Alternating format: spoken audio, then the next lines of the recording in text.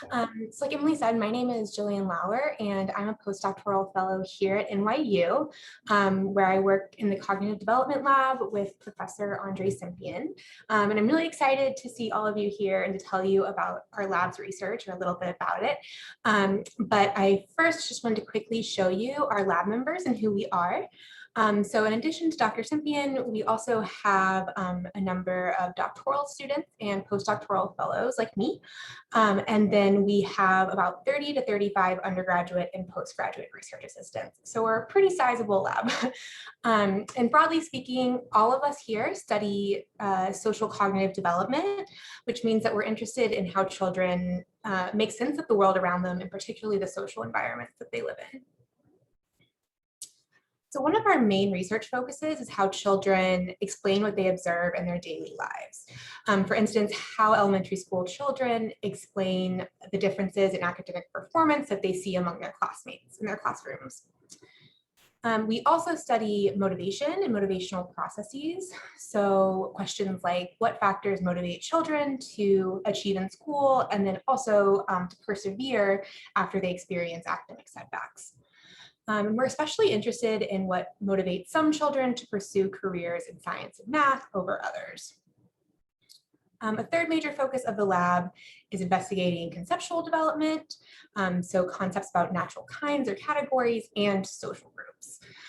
So for example, one question that a number of us are interested in is when do children first endorse gender and racial stereotypes about intellectual abilities? So when do children first stereotypically associate scientists and science with white people, boys and men, more so than with people of color, girls and women? And our lab primarily explores these types of questions by working with children in behavioral studies. And I just wanted to give you an idea of the types of methods that we use. So I'm going to do a slightly deeper dive into just one study conducted in our lab on stereotypes, and specifically brilliant stereotypes. So this study investigated the development of gender stereotypes about brilliance in preschool age and early elementary school children.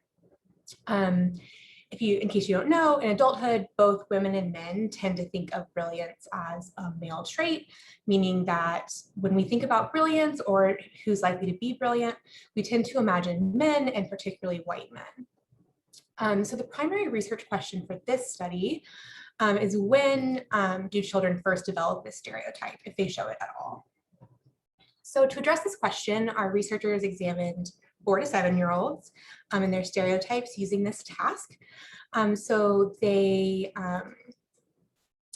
showed children photos of a woman and a man and asked them to select the person from the photo that they thought was really, really smart.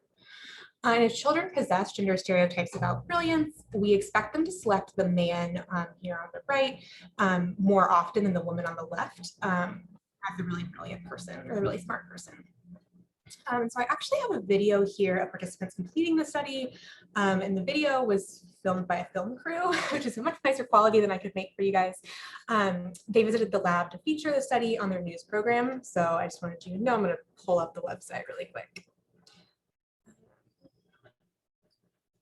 Okay, and when I start the video, you're going to see here, this is Rachel Leschen, who's a graduate student, and Marjorie Rothbach, and she's one of the researchers administrating the study.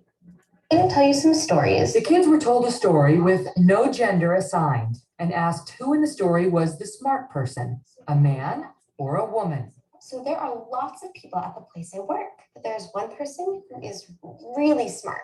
All told, the kids went through 3 different exercises and were asked to choose between a man and a woman 6 separate times. Our sample was smaller, of course, than Cimpian's and Leslie's study, but our results were just as surprising. On average, 5-year-old girls pick their own gender most of the time. But 1 year later, after the age of 6, there's a big drop-off. Can you guess which one is really, really smart? Can you guess which one is really, really smart? Which one do you think it is? I think it's that one. And boys, well, they just pick men over and over again, no matter what the age. So that was just to give you an idea of the methods that we use. And that was pretty representative of types of studies that we do with children, which are largely like behavioral studies. Okay, so now that you've seen some of the work that we're doing, I also want to tell you how we actually go about doing this work and some of the difficulties that we can encounter as developmentalists. So I just wanted to wrap up by telling you about the resources that we use to conduct our studies. And as you can imagine, or probably know some of you from your own experience, studying children requires that you have access to children who can participate in your studies. And recruiting participants is often one of the biggest tasks of a developmental lab. And we've been really fortunate to have formed a number of community partnerships with institutions in the New York City community that give us access to a diverse sample of children that can participate in our studies. So when we're not in the midst of a pandemic, we partner with the Queens and Central Park Zoo, where our researchers, like our grad students, go every weekend to collect data with children visiting the zoo. We also have some similar partnerships with 3 local museums, 2 New York City public schools, and 4 city parks that allow us to collect data. And we're really excited because we're actually going to start testing again in the parks next month. So the pandemic's coming to a close. But these resources have been really critical for us. We're very fortunate to have just like such a large community that is interested in our work here in the city. So we're actually able to collect like over 2,000 kids a year just through these sites. And they're often children from very diverse backgrounds that represent sort of New York City's diverse communities, which is really helpful for us in the types of questions that we want to ask about the roles of children's own racial, like ethnic and socioeconomic backgrounds and their thinking about social problems. So that's all I have for you about our lab today. Thank you all for listening. And I'm looking forward to any questions you have now, but feel free to also email me if anything comes up. We have a question from Rachel Kushner. Hi, thank you so much for your presentation. I was wondering if you have noticed any sort of systematic differences between socioeconomic groups and stuff like that in children, whether they will be more likely to go along with that male brilliance stereotype and like white brilliance stereotype versus an alternative perception? Yeah, so it's not a direct question that we have in any of our existing studies, but it's something that we've become progressively more interested in. And with stereotypes, generally, at least across my studies, we tend to see kind of the inverse of what I personally would have expected, which is that children and girls in particular from higher socioeconomic status backgrounds are actually more likely to show evidence of these stereotypes earlier in development. So they seem to be a little bit more sensitive to stereotypes like men are better at math or men are more naturally talented in math. Thanks. Ashley Nachiba? Hi, I was wondering what types of labs you currently have that fall under like the motivation part of the cognitive development lab? So do you mean individual labs that we have that are studying motivation in the department? Yeah, like anything just in the part. We have a number of people. It's probably the best place to go is the website because we have something like 50 faculty. And I know that a number of them are interested in motivation across our programs. But Marjorie Rhodes is also somebody who specifically is interested in motivation in children and kind of the same types of concepts as we are in our lab. I just put a few other names in the chat for you too. Harding, Daniel?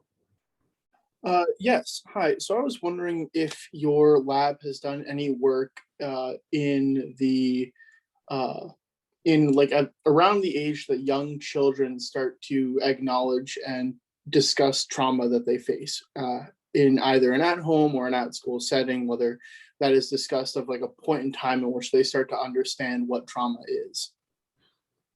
Yeah, that's not something that our lab in particular is studying, but it's a really interesting question. And I am not sure if we have people in our department specifically who do study trauma in childhood, but Yeah, I'll just jump in and say, and no, we don't. Our program importantly it's important to put out there that we don't have a clinical training program.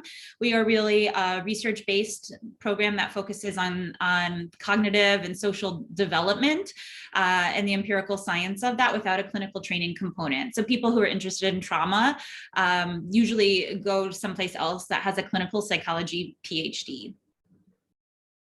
Thank you. Sure, of course. Yeah, we have time for one more question. And then if you want to just put them in the chat. So Katie, if you don't mind putting your question into the chat, we have time for Rodney, just going in order of who raised hands first. All right, hello. Thanks so much for presenting. Sophie Arnold used to be our lab manager, so it's great to see more of what Dr. Cimpian's doing in his lab. My question was regarding the SMART study and what you think exactly is happening with girls at 6, where they transition from 5, believing that it's more so girl-related, and then having it be more male-related. Yeah, that's a great question. My perception is that it's a bit more gradual than just the difference between 5 and 6, but that year in particular is really critical time in education for kids, and the experiences that they have in classrooms and sort of exposure to more children, and just in general developing like cognitive abilities. So the difference between like a 4-year-old and a 6-year-old is so large. But I can follow up with you with some more information about some of our papers because it's a really interesting question.